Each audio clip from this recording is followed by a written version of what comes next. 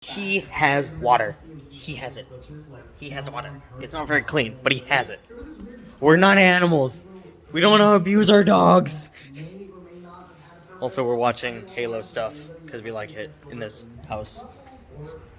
Anyways, um, no, this thought I had. It's based on my experiences, um, dealing with depression, and it's basically that, you know, because part of depression is apathy towards others, we don't see how our pain comes out in ourselves.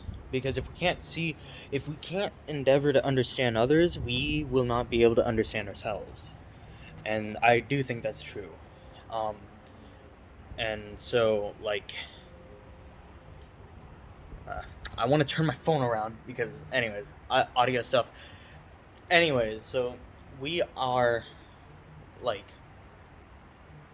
our pain will come out in ways that we don't realize if we don't understand our pain, our trauma. And that was something that I had to understand. And in doing so, I realized that there was a lot of things that we do um, that probably affect others in ways that we don't realize. And it's a horrible thing. It really is. Depression and trauma. It's a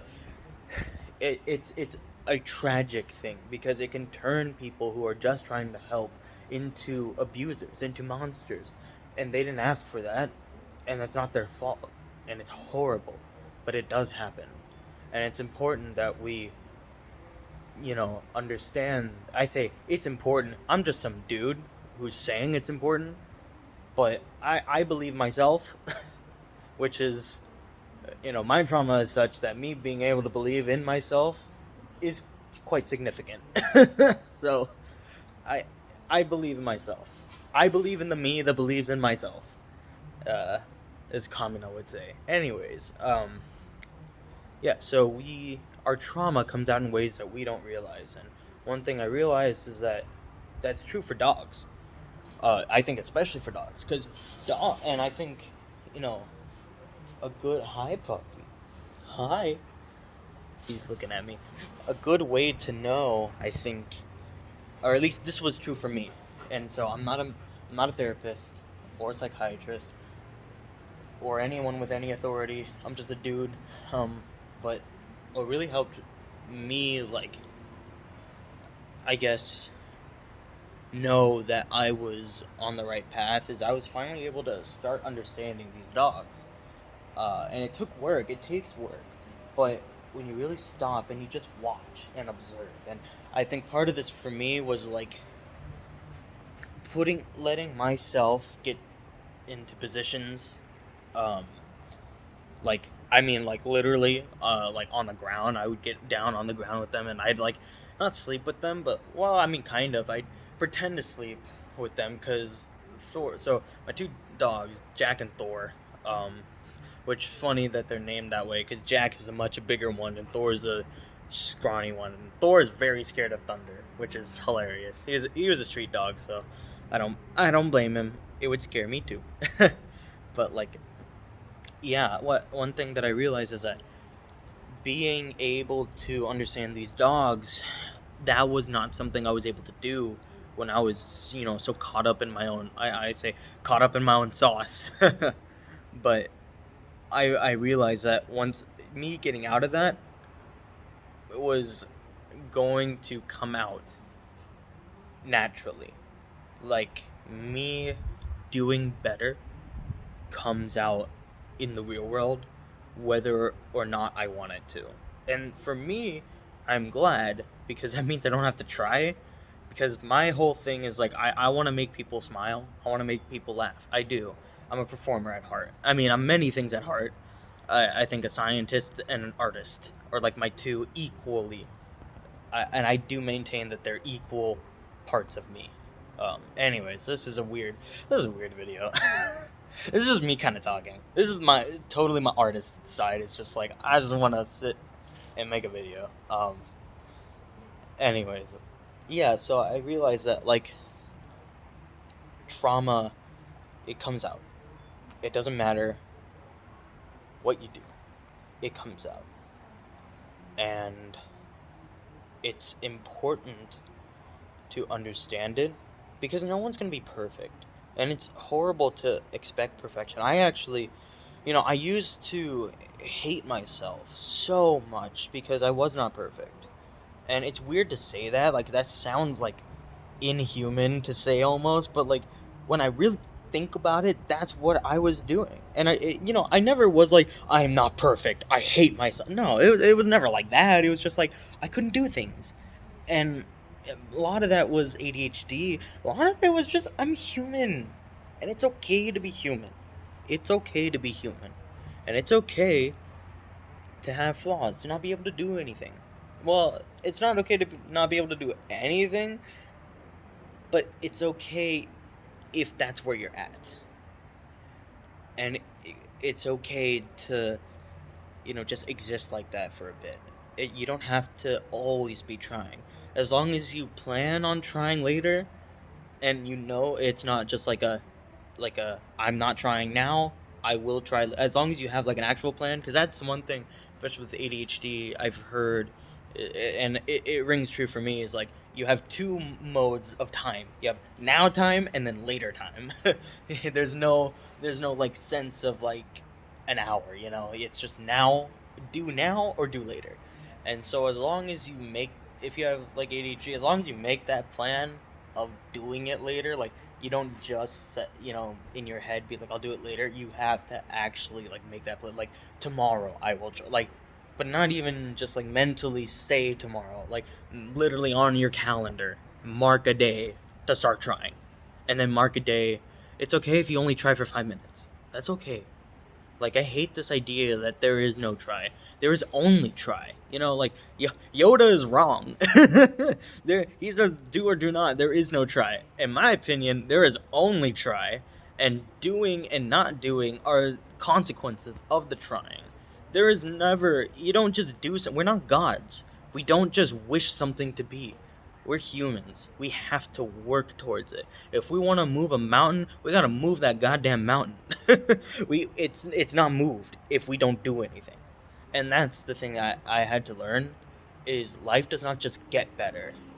You have to make it better.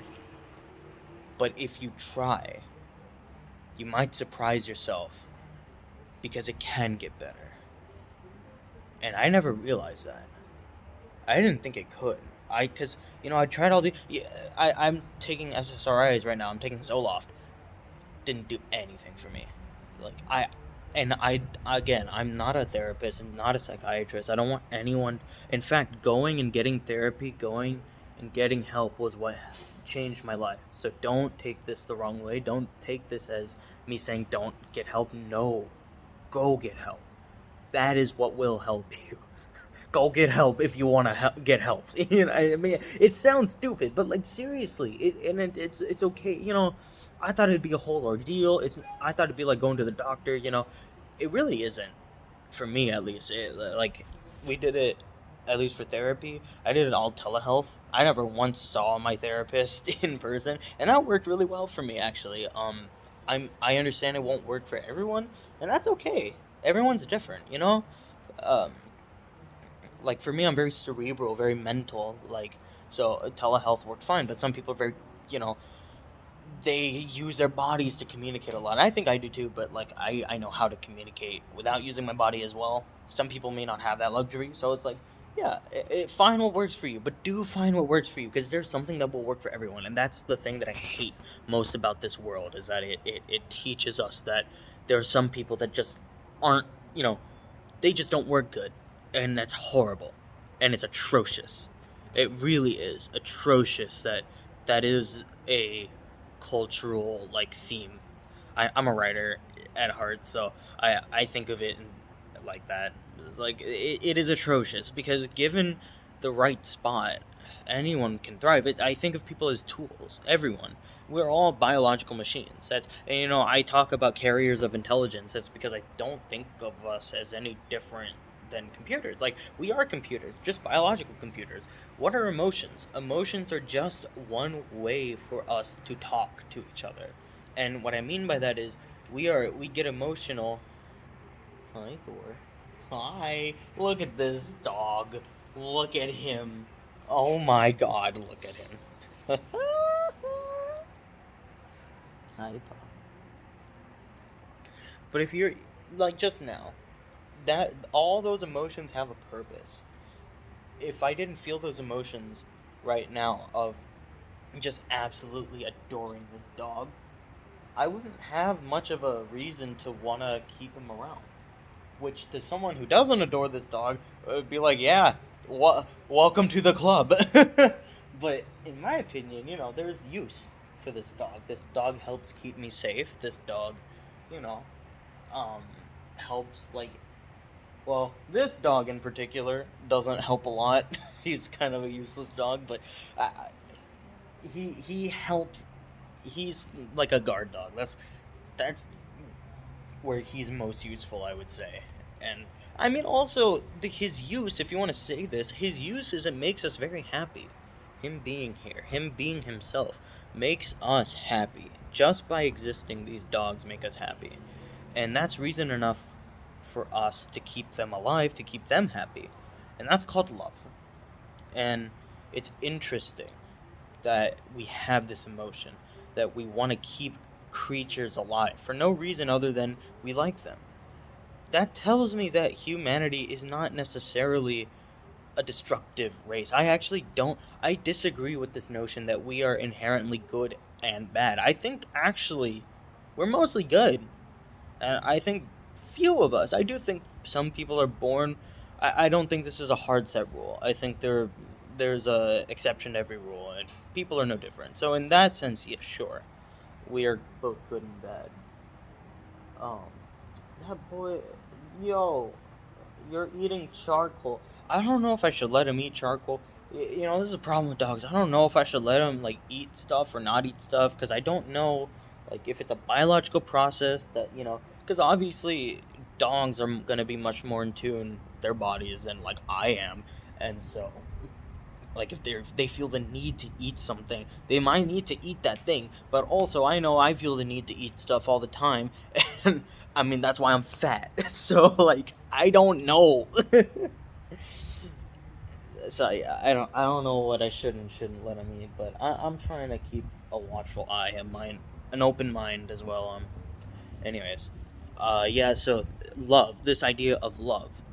Um, we love things because it's better to stick together than to not stick together. And what better way to get people to do what you want them to do than getting them to want to do what you want them to do? Whoa, that was a sentence. Um, but basically, I'm saying just like if people want to work together, they're gonna. And if that's the best way of surviving, then evolutionarily evolutionarily speaking, of course, it's gonna be the well, I say of course. Sometimes, evolution doesn't produce the most streamlined, the most like we think of evolved as like, oh, it's better, but like evolved just means it's changed, and so like natural selection dictates that um you know the top what am I saying? The Oh no, thought no. I know what I'm trying to say. It's hard to say, but like evolution would dictate that the best way to survive does survive. Sometimes is not always the case. Because also I think, well, that's a different thought. Anyways, so yeah, that's why I think love is like, we're not like special because we love.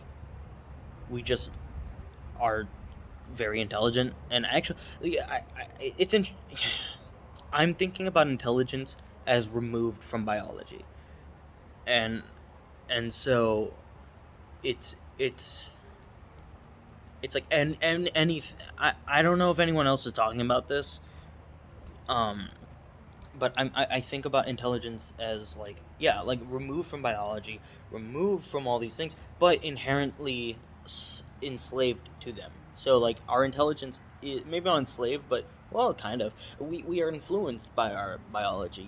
We but that also doesn't mean that we can't overcome our biology, and that doesn't mean we can't work with our biology. I think one of the biggest turning points of my life was realizing that I've been working against my intuition and thus like shunning it.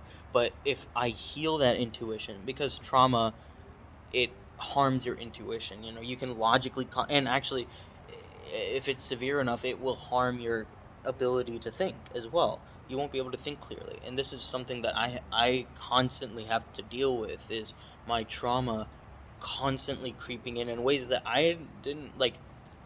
I say that, and I say it kind of casually, and it seems like I'm just talking and it's not actually trauma, but it is. And that's the horrible part, is like, it's not me. It's something that happened to me creeping back into my life, and it's not who I want to be when it happens, and it sucks that it does. And so in that sense, like, we are maybe not slave. Well, I guess we can be a slave to our biology in that sense, because like our intuition, it I would say that is like a biological thing. Our intuition.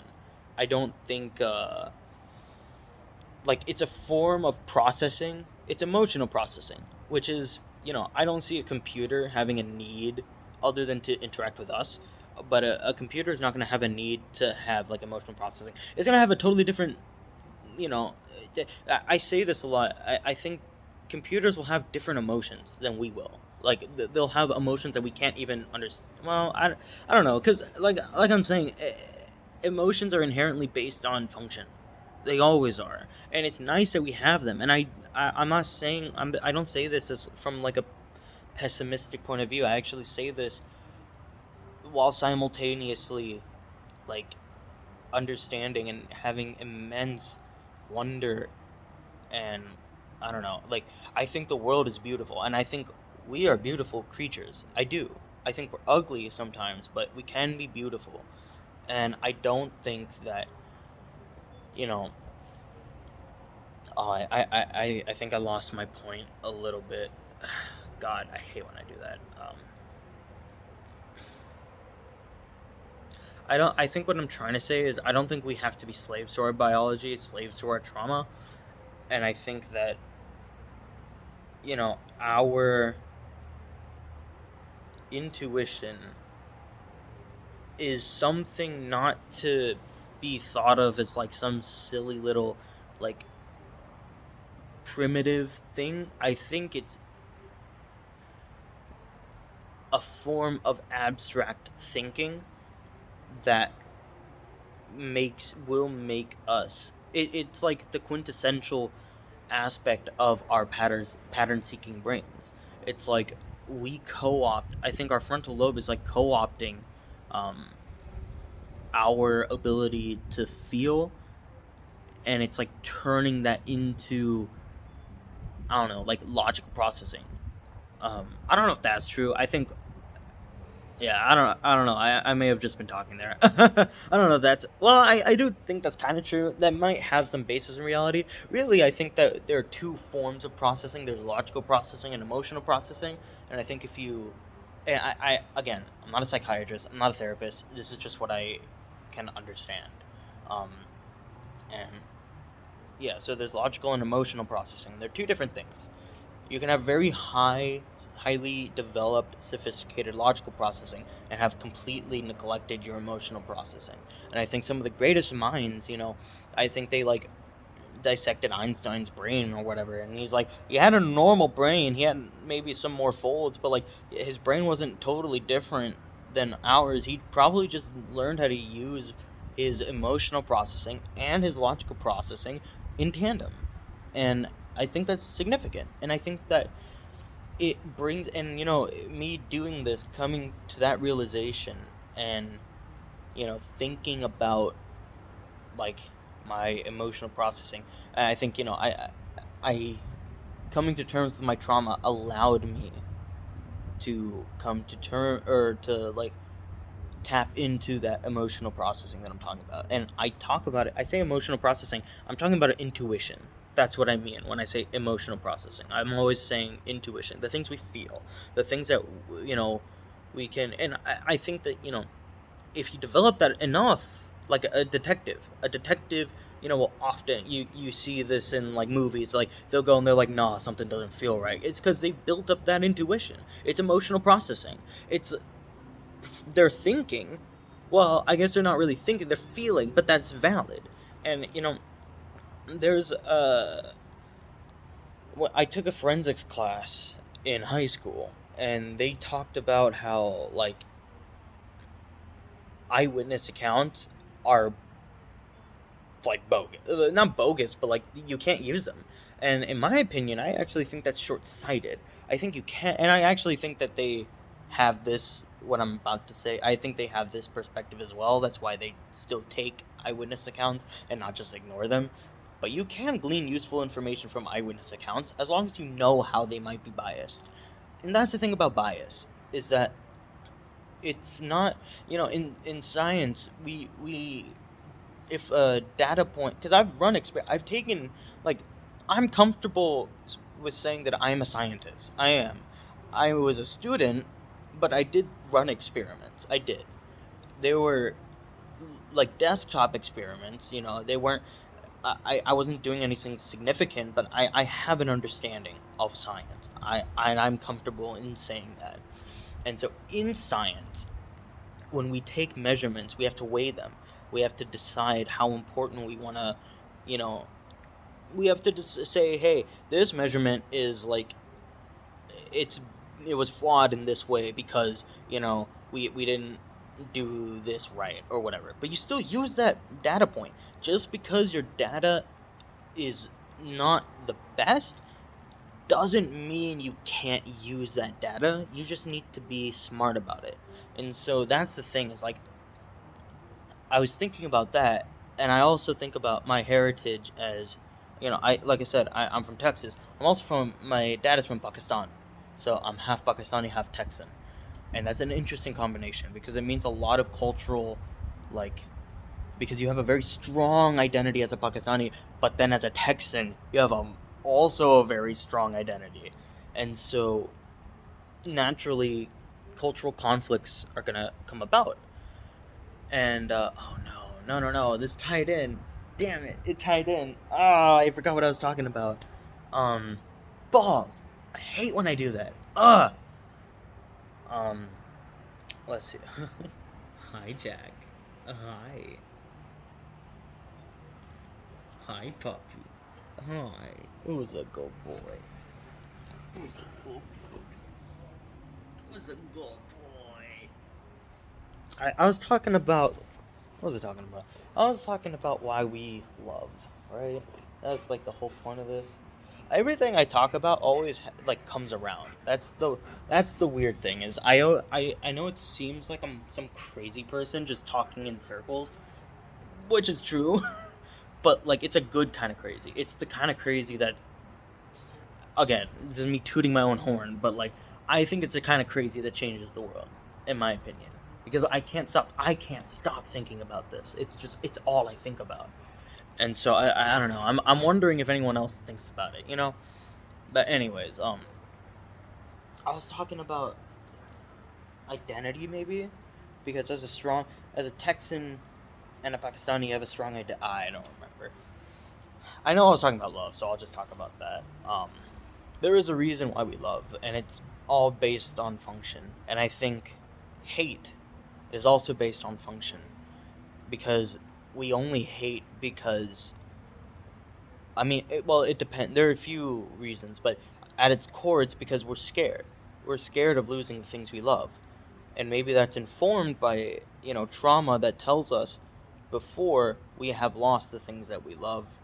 Like okay, think of like someone who's like horribly racist. Why are they racist? No one's just racist. Like, no one comes out of the womb and is like, I hate black people. No, like, that's nonsensical. It is. And, you see this in kids. Kids aren't racist until they learn to be. Why do they learn to be? It's because their parents teach them that, like, let's say, someone that's horribly racist against black people, they're not racist because they just hate black people and that's just who they are. No, they think that black people are dangerous. They're scared. They think that somehow, and it's a, they're not, and they know they're not smart enough to understand, but they know that fear is real, and that's emotional processing. They know that fear is real, and it's okay to use that to guide us. We need to be working with our biologies. We need to be working with ourselves, because I think emotional intuition, if trained, if, like, developed, is a useful tool. It is. It's helped me in my endeavors as a physicist. Helped me to understand. And I think people know this. I don't This is not a novel idea, but I do want to, like, bring this into the discussion, I guess. Um because I think I keep doing this because I came from an upbringing where, like, anything I said could be, like, I don't know. It's like very, like, I went into debate early on, so, like, anything you say, you have to always back it up, back it up, back it up with facts, evidence, logic, and it's like, and I also had an experience where someone was like, emotional arguments mean nothing to me. You have to do everything logic, and it's like, but we are emotional creatures. We are, and to neglect our emotions is to neglect a fundamentally human aspect of life. And I don't think it's a universal aspect of life. I think it's a fundamentally human aspect. And I think that's what makes us kind of special. And I'm not saying, like, dogs aren't special. I think dogs are very good at this. Um, but I would say that having a beauty, or an appreciation for things, I think finding things beautiful, that might be a uniquely human thing. I'm not sure about that though, because I do know there are some, like, there's a chimp that was, I hmm, these might be two very different, like, concepts, which is fair, but I do know that there is a chimp that was able to, like, they had a they had a very rudimentary understanding of, like, art, of, like, shape language and such, and they uh the guy I watched it had a funny joke. Salmonella Academy on YouTube. Um, he had a funny joke. He's like, and he has the what do you say? He's like, the chimp has an artist's sense of entitlement too. I thought that was funny. But anyways, um, so I think finding things beautiful might be. I don't think it's uniquely human. I think it's uniquely intelligent to be able. And I say, I guess I don't know if emotions. I really don't know if other intelligent beings will have emotions. And I don't know if, if a being transcends biology, if it'll still have emotions. I think it would, because intelligence, like I said, it's just carrier, it's just information. You always need a carrier. Okay, yeah, so always need a carrier of that information. Energy cannot exist just on its own. At least not to my knowledge. Um, because, like I said, energy is not really a thing. Energy is our intuitive understanding of a pattern of behavior that the universe has.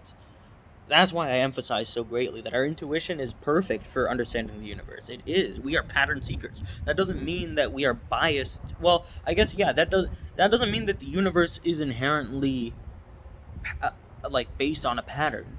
It just means that we are biologically predisposed to find a way to describe the universe in patterns. And I think, to physicists, like, I'm talking more so to the physicists out there, that is infinitely more useful to us than just. Okay, I'm going to say this. I Just let me say this. I'm going to say something else after. I think that's infinitely more useful than just describing the universe as it is. Now, again, we find beauty in describing the universe as it truly is. We find beauty in transcending ourselves to understand the universe in its natural habitat, and that's not something I want to take away from at all. That's why I became a physicist, is because I wanted to I wanted to understand people, and I guess for me that meant understanding the universe first. And so I come at everything from understanding its it on its own terms. That's why I talk about, like, trauma. I'm talking about, like, how do we transcend ourselves in order to see things clearly, see things objectively. Um, and I think that, is a trait that goes past healing our trauma. I think it extends into the physical world. Well, I mean, like, our, I, that was a weird way of saying it. I think that our ability to do that, that ability to transcend ourselves, can be applied to both trauma and also scientific, like, conjecture. Because this is just conjecture, um, like I said many times. But anyways, yeah.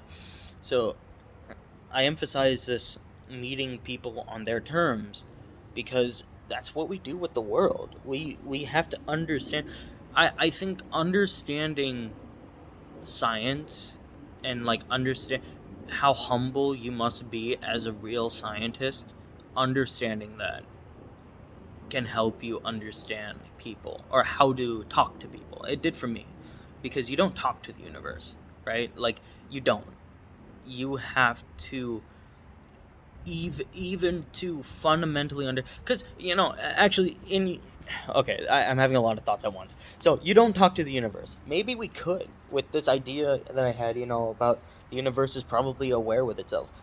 Maybe we'll get to the point where we can talk to the universe. I don't know. But that'd be quite something, wouldn't it? Oh,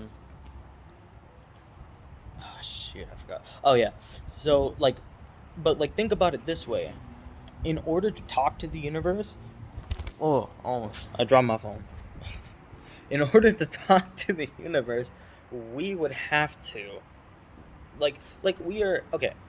In order to talk to the universe, we not only have to get ourselves to be like on the same intellectual level as the universe, but we'd also have to figure out literally a way for us to talk, communicate to what could be just like an abstract concept. So we would have to figure out how to communicate with like an idea.